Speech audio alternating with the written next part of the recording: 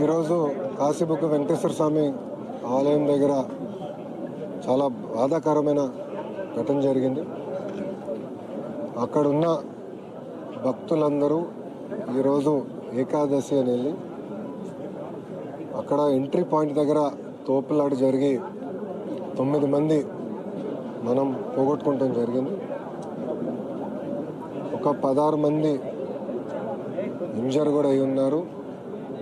3 speciality care అవసరం కనుక వాళ్ళని శ్రీకాకుళం జెమ్స్ కూడా ప్రభుత్వం తరలిస్తాం జరిగింది. ఈ గుడి ఒక భక్తుడు ప్రజల కోసం భూమి కానివ్వండి, గుడికి ఖర్చే ప్రతి రూపాయి పాండా గారన్న పెద్దాయన, సుమారుగా 94 సంవత్సరాల వయసు కలిగిన పెద్దాయన భక్తుల కోసం వెంకటేశ్వర స్వామి గుడి ఉండాలి, ప్రజల కోసం అందుబాటులో తీసుకురావాలని కట్టారు. ఈరోజు ఇక్కడికి వచ్చిన చాలామంది భక్తులు ఇక్కడికి మొదటిసారి వచ్చిన వారు, కేవలం ఒక 10% మందే ఇది 2వ 3వసారి వచ్చిన వారు. ఈ గుడి గత 4-5 సంవత్సరాలుగా కడతా వచ్చి గడిచిన 4 నెలల్లోనే గుడి ప్రతిష్ఠ కూడా చేస్తాం జరిగింది. ఇక్కడ లోకల్గా అధికారులు కానివ్వండి, పోలీస్ సోదరులు కానివ్వండి, ఇంతమంది వస్తారని ఎవరికి తెలియలేదు. రెండోసారి వచ్చిన భక్తులు కూడా చెప్తున్నారు, గతంలో మేము వచ్చినప్పుడు ఉల్లాసంగా వచ్చి ఎంతసేపు కావాలంటే అంతసేపు దేవుడిని దర్శించుకుని మేము వెళ్ళేదానికి అవకాశం ఉంది. కానీ ఈసారి ఎప్పుడు లేని విధంగా ఎక్కువ మంది భక్తులు వచ్చారు. అక్కడ పైకి వెళ్ళేటప్పుడు 2 తలుపులు ఉంటాయి, 2 మార్గాలు ఉంటాయి. ఒకటి ఎంట్రీకి, ఒకటి ఎగ్జిట్కి. గుడి అనేది పొద్దున 6 నుంచి మధ్యాహ్నం 12 వరకు దర్శనం ఏర్పాటు చేశారు. దాని తర్వాత ఒక 3-4 గంటల విరామం తర్వాత మళ్ళీ సాయంత్రం పూట దర్శనాలు ఏర్పాటు చేస్తారు. పొద్దున వెళ్లాల్సిన భక్తులందరూ ఎంట్రీ మార్గం నుంచి వెళ్ళారు. సుమారుగా 11:30 ఎందుకంటే 12కి గుడి ముయ్యాలి కనుక ఎంట్రీ మార్గం అనేది మూసేస్తాం జరిగింది. సో లోపలున్న భక్తులందరూ దర్శించుకొని బయటికి వస్తున్నారు. బయట ఉన్నవారు మళ్ళీ సాయంత్రం వరకు ఉండాలని కొంతమంది లోపలికి వెళ్ళాలనుకున్నప్పుడు ఒకే మార్గం ఉండేగల అక్కడ తోపులాట జరిగింది. దాంట్లో ముందల పైన ఉన్నవారు, అంటే మెట్లు పై మెట్లో ఉన్నవారు ఒక్కొక్కరు పడతా వచ్చి కింద వరకు అందరు పడ్డారు. ఇంకో పక్కన మీడియా మిత్రులందరూ కూడా చూస్తుంటారు, బ్యారికేడింగ్ వేశారు. కానీ ఆ బ్యారికేడింగ్ ఏంటంటే ఫౌండేషన్ 2.5 ఇంచెసే చేశారు. జనరల్గా ఎక్కువ మంది భక్తులు వచ్చిన ప్రాంతంలో మినిమం 6 ఇంచులు లోపలికి వేస్తారు. అది అక్కడ చేయలేకపోయారు. అంతేకాకుండా ఒక సైడ్ మేము అందరం చూసాం, ఒక సైడ్లో అయితే అక్కడ బ్యారికేడింగ్ తర్వాత డైరెక్ట్గా సిమెంటే ఉంది, ఒక బియ్యం కూడా ఉంది, డైరెక్ట్గా సిమెంటే ఉంది. సో అటు పక్క పడిన వాళ్ళు చాలా ఇబ్బంది పడ్డారు, కొంతమంది చనిపోతాం కూడా జరిగింది. ఇది మాకు పొద్దున మాకు ఒక అలర్ట్ గ్రూప్ ఉంది మంత్రులకి. మాకు అది దాంట్లో వచ్చిన వెంటనే నేను ఇమ్మీడియట్గా శాసనసభ్యురాలు శ్రీశక్కకి నేను ఫోన్ చేశాను. ఆమె కూడా పొద్దున 1వ తారీఖు కనుక పెన్షన్ కార్యక్రమంలో ఉంది, ఆమె ఇమ్మీడియట్గా అక్కడ బయలుదేరారు. దాని తర్వాత గౌరవ మంత్రి అచ్చెన్నాయుడు గారికి నేను ఫోన్ చేశాను. ఫోన్ చేసి ఏం జరిగిందంటే ఆయన కూడా నేను బయట ఉన్నాను, ఇమ్మీడియట్గా అక్కడికి వెళ్తున్నాను అని చెప్పాను. అధికారులు ఎస్పీ గారు కానీ కలెక్టర్ గారితో కూడా మాట్లాడారు.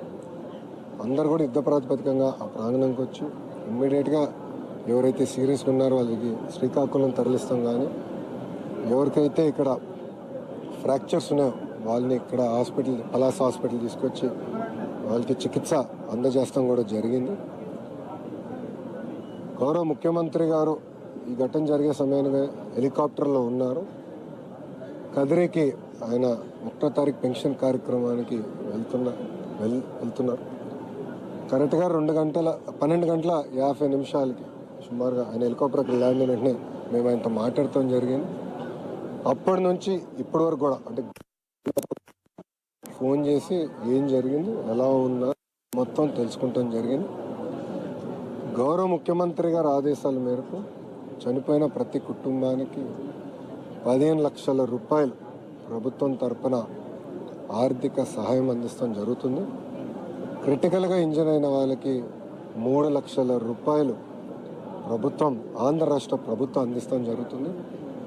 ఈ ఘటన జరిగిన వెంటనే ప్రధానమంత్రి కార్యాలయం కూడా వివరాలు తెలియజేస్తాం జరిగింది. వాళ్ళు కూడా ఫోన్ చేసి ఏం జరిగింది, ఎలా జరిగిందని కనుక్కుంటాం జరిగింది.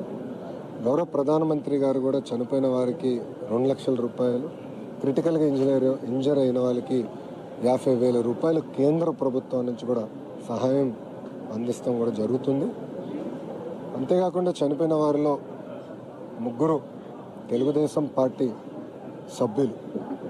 సో మాకు కూడా ప్రమాద బీమా కార్యక్రమం ఉంది కనుక ఆ ప్రోగ్రాం ద్వారా ఆ కుటుంబానికి అదనంగా పార్టీ నుంచి 5 లక్షల రూపాయలు ఆ కుటుంబం కూడా అందిస్తాం జరుగుతుంది. గౌరవ ముఖ్యమంత్రి గారు ఇది తెలుసుకున్న వెంటనే నాతో మరియు డిజాస్టర్ మేనేజ్మెంట్ మార్చులు అనిత గారితో కూడా మాట్లాడటం జరిగింది. ఇమ్మీడియట్గా రాష్ట్ర వ్యాప్తంగా ఉన్న కలెక్టర్లకి, ఎస్పీలందరికీ కూడా రాష్ట్రంలో ఉన్న అన్ని గుడులకి వాళ్ళ డేట్స్ ఏంటి, వాళ్ళ ప్రోగ్రామ్స్ ఏంటి, గతంలో భక్తులు ఎంతమంది వచ్చారు, రాబోయే రోజులు ఎంతమంది వస్తారు, ముందల నుంచే మొత్తం వివరాలు సేకరించి సీసీటీవీ కెమెరాలన్నీ కూడా ఏర్పాటు చేసి క్రౌడ్ మానిటరింగ్ కూడా టెక్నాలజీ వాడి చేయమని ఆయన ఆదేశాలు కూడా జారీ చేస్తాం జరిగింది. అంతేకాకుండా ఇలాంటి ఘటన, ఎందుకంటే ఎండోమెంట్ కింద ఉన్న గుడులకి ఒక వ్యవస్థ ఉంటుంది, ఒక మానిటరింగ్ మెకానిజం ఉంటాయి. ప్రైవేట్ గుడులు అంటే ప్రైవేట్ వ్యక్తులు గుడులు కట్టినప్పుడు దానికి తీసుకోవాల్సిన జాగ్రత్తలు ఏంటి, గుడి కట్టేటప్పుడు ఎస్ఓపీస్ ఏమేమి పాటించాలి, దానిపైన కూడా చాలా సీరియస్గా రూపొందించి అది కూడా అనౌన్స్ చేయమని గౌరవ ముఖ్యమంత్రి గారు మంత్రివర్గాన్ని కూడా ఆదేశాలు జారీ చేశారు. ఇది ప్రభుత్వం చాలా సీరియస్గా తీసుకుంటున్నాం. అనుకోకుండా ఇంకో ఘటన జరిగింది. గౌరవ ముఖ్యమంత్రి గారు ఆయన ఎప్పటి నుంచో ఒక ప్రోగ్రాం ఉంది కనుక ఆ ప్రోగ్రాంకి వెళ్ళొచ్చిన తర్వాత భవిష్యత్ కార్యాచరణ ఏంటి, ఎలా చేస్తే బాగుంటుందని కూడా ఆయనతో చర్చించి గ్రూప్ ఆఫ్ మినిస్టర్స్ నిర్ణయాలు తీసుకుంటాం. అంతేకాకుండా పాండా గారు 94 సంవత్సరాల వయసు కలిగిన పెద్దయిన, సమాజంలో చాలా మంచి పేరున్న వ్యక్తి. ఆయన కూడా గుడి ఎదురుగా ఒక చిన్న రూమ్లో దేవుడి విగ్రహం రూమ్లో పెట్టుకుని చేప వేసుకుని కింద పడుకునే వ్యక్తి. దేవభక్తితో ప్రజలకి దేవుడిని దగ్గర చేయాలన్న ఆలోచనతో ఈ గుడిని ఆయన కడతాం జరిగింది. సుమారుగా 12 ఎకరాల్లో మాకున్న సమాచారం మేరకు ఇప్పటికీ 15 నుంచి 20 కోట్ల రూపాయి సమకూర్చి సొంత నిధులు కూడా పెట్టి ఖర్చు పెట్టి గుడిని నిర్మిస్తాం జరిగింది. అధికారులు ఇప్పుడు మొత్తం వివరాలు తెలుసుకునేదానికి అక్కడున్న పనిచేస్తున్న పురోహితులు కానివ్వండి, పాండా గారు కానివ్వండి, అదేవిధంగా గుడిని నిర్మించిన అంటే కన్స్ట్రక్షన్ వర్క్ చేసిన వ్యక్తులందరినీ కూడా వాళ్ళు కూర్చోబెట్టి వివరాలన్నీ కూడా ఎందుకు ఏమేమి వాడారు, ఎలా కట్టారు, ఎప్పుడు ఏం కట్టారు. ఎందుకంటే ఇది గుడి ఒకేసారి కట్టింది కాదు, కొన్ని దశల వారీగా కట్టుకుంటూ వచ్చారు. మేము కూడా చూసాం, మెట్ల దగ్గర కొంచెం దశల వారి కట్టారు, ముందర చిన్నది కట్టిన తర్వాత దశల వారి కట్టారు. సో ఎప్పుడు ఏం కట్టారు, ఎలా జరిగింది, ఇది మొత్తం వివరాలు తెలుసుకున్న తర్వాత భవిష్యత్తు కార్యాచరణ ప్రభుత్వం తీసుకుంటుంది. ఇక్కడ పరిస్థితి ఏం సార్, ఎలా ఉన్నారు, ఇక్కడ ఎంతమంది ఇంజూర్ అయ్యారు, ఇక్కడ వాళ్ళ కండిషన్ ఎలా ఉంది? ఇక్కడ అందరూ సేఫ్గా ఉన్నారు, 16 మంది ఉన్నారు. ఇక్కడ అందరూ సేఫ్గా ఉన్నారు. ఇక్కడ ఏంటంటే క్రిటికల్ ఇంజరీ అంటే ఒక పెద్ద ఆమెకి 2 కాళ్ళు ఇరిగినాయి. సో ఆమె ఏంటంటే మేము ఫర్దర్ ట్రీట్మెంట్ చేయించాల్సిన అవసరం ఉంది. కొంతమంది ఇంటికి వెళ్ళిన తర్వాత ఒక నెల రికవరీ ఒక నెల పట్టవచ్చు, కొంతమందికి 6 నెలలు పడుతుంది. అది ఎంపీ గారు నేను కూడా మాట్లాడుకున్నాం. వాళ్ళకి కావాల్సిన సదుపాయాలు అంటే బెడ్, మెడికల్ గ్రేడ్ బెడ్ వాళ్ళ ఇంటికి పంపించే బాధ్యత కూడా మేము తీసుకుంటాం. అంతేకాకుండా ఎవరైతే ఇంజర్ అయి ఉన్నారో, క్రిటికల్ ఇంజర్ అయి ఉన్నారో వాళ్ళకి వారానికి ఒకసారి ఇద్దరిలో ఒకరు మేము మారుతాం, టైం టు టైం ఫాలోఅప్ చేద్దాం అని డిసైడ్ చేస్తాం. అంటే పర్ఫెక్ట్ రికవరీ అయ్యే వరకు మేము ఫాలోఅప్ చేస్తాం జరుగుతుంది. హరిముకుంద పండగని అరెస్ట్ చేశారు అని చెప్తున్నారు. అన్నా హరిముకుంద పండగని అరెస్ట్ చేశారని చెప్తున్నారు. మేము ఇన్వెస్టిగేట్ ఇప్పుడు ఇంత 9 మంది చనిపోయినప్పుడు గుడిని కట్టిన వారు, గుడిని మేనేజ్ చేస్తున్న వారు అందరినీ కూడా మేము విచారిస్తాం. ఆ విచారం జరుగుతుందంట. సో మొత్తం వివరాలు తెలిసిన తర్వాత దాన్ని ఫర్దర్గా నేను స్పందించగలుగుతాను. ఇప్పుడు మా ప్రభుత్వం ప్రధానమైన ఫోకస్ భక్తుల్ని కాపాడుకోవాలి.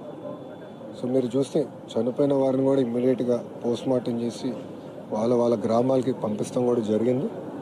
అంతేకాకుండా హాస్పిటల్లో ఉన్న వారందరినీ కూడా ఇమ్మీడియట్గా టేక్ కేర్ చేస్తాం. ఎమర్జెన్సీ క్రిటికల్ కేర్ కావాల్సిన వాళ్ళు ఇమ్మీడియట్గా జెమ్స్ కూడా పంపిస్తుంది. ఈ ప్రెస్ మీట్ ఏందని మేమందరం కూడా అక్కడికి వెళ్తున్నాం. సో ఒక్క నిమిషం దయచేసి పూర్తి చేయండి. ఇమ్మీడియట్గా ఎవరైతే చనిపోయారో ఆ కుటుంబాలకి మట్టి ఖర్చులకి ప్రభుత్వం నుంచి 10,000 రూపాయలు ఆర్థిక సాయం కూడా అందజేస్తాం జరిగింది. చెప్పమ్మా. ప్రతి శనివారం వేలాది మంది భక్తులు వస్తారు. ఈరోజు ఎక్కువ మార్నింగ్ నుంచే రోడ్స్ అన్ని కూడా బ్లాక్ అయిపోయి అధికారులకు ఒక అంచనా ఉండాలి సార్. యంత్రాంగం అప్రమత్తం అయింది. ఇది జరిగేది కాదు కదా అనేది. అమ్మ మీరు చూస్తే చాలామంది మొదటిసారి వచ్చినవారు, గతంలో ఒకరు వస్తే ఈసారి 10 మంది వచ్చారు. ఇది ఏకాదశి గల ఎక్కువ మంది వచ్చారు. అధికారులు కూడా ఇది తెలుసుకుని ట్రాఫిక్ మేనేజ్మెంట్ చేశారు. కానీ లోపలికి ఒకేసారి ఇంతమంది వెళ్తారని ఎవరు అంచనా చేసుకుని పాపం పాండా గారు కూడా తెలియదు ఇంతమంది ఒకేసారి వస్తారు. నేను అడిగాను చాలామంది, గతంలో మీరు ఎప్పుడైనా వచ్చారంటే లేదన్నారు, మొదటిసారి అంటే మొదటిసారి. అందరూ అనుకుని వచ్చారంటే ఒక్కొక్క ఊరు నుంచి 10 నుంచి 20 మంది కలిసి వచ్చారు. వైకుంఠ ఏకాదశి వెంకటేశ్వర స్వామి గారిని దర్శించుకోవాలన్న ఆలోచనతో అట్లా కలిసికట్టుగా వచ్చారు. ఇదేనడమ్మా అనుకోకుండా ఇంతమంది రద్దీ వచ్చాయి కదా. ఏర్పాట్లు అంటే ఓవర్ నైట్ ఒక నిమిషంలో చేయలేము. మీరు అదే కానీ కనకదుర్గమ్మ గుడికి మేము ముందలే ప్రిపేర్ అయ్యాం. గతంలో 12 లక్షల మంది వచ్చారు. ఇప్పుడు సుమారుగా 16 నుంచి 18 లక్షల మంది వస్తారు. ముందలే అంచనా వేసుకుని, ఎందుకంటే మాకు తెలుసు అవగాహన వచ్చింది. ఇక్కడ ఎవరికి తెలియదు, వచ్చిన వాళ్ళకి తెలియదు, పాపం గుడి కట్టిన పండగారికి తెలియదు, ఎవరికి తెలియదు. సో ఆల్ ఆఫ్ అస్ అసలు తెలియని పరిస్థితిలో. సార్ అర్ధరాత్రి నుంచి కూడా 3 దారుల్లో, అంటే ఆ ఆలయానికి రావడానికి 3 దారులు వరకు ఉన్నాయి. కిలోమీటర్ల మేర వరకు పబ్లిక్ క్యూ లైన్లు ఉంటే కనీసం అర్ధరాత్రి నుంచి ఉన్నారని మీరు అంటున్నారు. ఒక్క నిమిషం స్వామి, అర్ధరాత్రి నుంచి ఉన్నారని మీరు అన్నారు. నేను కనుక్కున్నాను, అందరూ పొద్దున వచ్చిన వారు. నేను ఇక్కడ ఉన్న వాళ్ళందరిని అడిగాను, మీరు ఎప్పుడు బయలుదేరారమ్మా అంటే 8:30, 9ంటికి మేము బయలుదేరాము ఊరు నుంచి. ఇక్కడికి వచ్చేగల 10 అయింది. సో 10 మేము వాహనాలన్నీ పార్క్ చేసుకుని నడుచుకుంటూ వచ్చాము అని వాళ్ళు చెప్తాం జరిగింది. వాళ్ళే స్వయంగా చెప్పారు. నేను అందరిని అడిగాను, 16 మందిని నేను ఇక్కడ అడిగానమ్మా. ప్రమాదం జరిగిన వాళ్ళ గురించి కాదు సార్, తెల్లవారుజాము నుంచి కూడా దర్శనాలు జరుగుతున్నాయి. అదేమ్మా, మీరే వర్షన్ మార్చారు. I'm sorry to say. మీరేమన్నారు, నేను రాత్రి అన్నారు, పొద్దున ఇప్పుడేమో తెల్లవారుజామున అంటున్నారు. నుంచి కూడా ఒక్క నిమిషం స్వామి, 6ంటికి గుడి తెరుస్తారని చెప్పారు కదా. బోర్డులు మీరు చదివారమ్మా? బోర్డు మేము చదివానమ్మా. 6 నుంచి 12 వరకు పొద్దున పూట దర్శనం ఉంటుంది. మళ్ళీ సాయంత్రం 4 నుంచి ఉంటుంది. 3 నుంచి అని నీట్గా రాస్తుంది బోర్డు పైన. సో రాస్తుంది. ఇక్కడ చాలా మంది మొదటిసారి వచ్చిన వారు ఉన్నారు. ఎవరు అంచనా వేసుకోలేకపోయారు. ఒక్కొక్క ఊరు, ఒకే ఊరు నుంచి 100 మంది వస్తే అంచనా వేసుకోవచ్చు. ఒక్కొక్క ఊరు నుంచి 10 మంది, 6 10 మంది వస్తే మాకు కూడా ఎడ తెలుస్తుంది. సో ఇది ఇంకోసారి జరగకుండా ఒక SOP అనేది ఏర్పాటు చేయాలి. అంటే ఎలాంటి సందేహం లేదు, నేను ఫుల్ స్టాప్ పెట్టాలి. ఒక SOP ఏర్పాటు చేయాలి. అన్ని గుడుల దగ్గర కెమెరాలు, CCTV కెమెరాలు పెట్టాలి. అది RTGSకి లింక్ చేయాలి.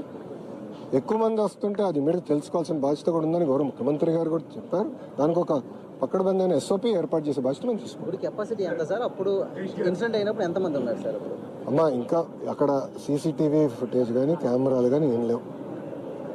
ఇన్సిడెంట్ అయిన తర్వాత మీకు ఎట్లయితే సెల్ ఫోన్ ఫుటేజ్ వచ్చిందో అలానే మాకు కూడా వచ్చింది. ఎందుకంటే గుడి చుట్టూ కానీ ఆ ప్రాంగణంలో CCTV లేదమ్మా. సో ఆ టైంలో ఎంతమంది ఉన్నారనేది ఎవరు సరిగ్గా చెప్పలేకపోతున్నారు. కానీ ఒకటేంటంటే గతంలో ఒకరు వస్తే ఈసారి 10 మంది వచ్చారు. నేను చెప్తాను కదా, ఇక్కడ వచ్చిన వాళ్ళే ఎవరైతే ఇప్పుడు అడ్మిట్ అయి ఉన్నారో వాళ్ళే చెప్పారు గతంలో ఒకరు వచ్చారు అని. అడిగా ఎలా ఉంది ఈసారి, ఎందుకు ఎంతమంది వచ్చారంటే గతంలో ఒకరు వచ్చారన్నా, ఈసారి 10 మంది వచ్చారని వాళ్ళే చెప్పారు. భార్య భర్తలు 2 ఉన్నారు. సో వాళ్ళే చెప్పారు. సో దాన్ని బట్టి ఎప్పుడు లేని విధంగా రద్దు అనేది జరిగింది. భద్రతా లోపాలు ఏమైనా గుర్తించారా? డిజిటల్ మీడియా వల్ల ఇప్పుడు టెంపుల్స్ కానీ చిన్న టెంపుల్స్ ఈ మధ్య క్రౌడ్ పెరుగుతున్న పరిస్థితి. సో ఒకప్పుడు దేవాదాయ శాఖ పెద్ద టెంపుల్స్లోనే ఉంటాయి. సో వీటి మీద ఈరోజు ఇన్సిడెంట్ ఫేస్ చేస్తుంది ప్రభుత్వం కూడా. సో ఎక్కడైతే టెంపుల్స్లో క్రౌడ్ పెరుగుతుందో, వాడపల్లి కావచ్చు, ఒకప్పుడు చూస్తే క్రౌడ్ పెరుగుతుంది పరిస్థితి. సో వీటి మీద అయినా ఖచ్చితంగా ఎస్ఓపి కానీ స్టాండ్ ప్రభుత్వం ఏదైనా ఆలోచన కావచ్చు. అంటే సోషల్ మీడియా ఇంపాక్ట్ ఈ క్రౌడ్ పెరుగుతుంది, భక్తులు పెరుగుతుంది.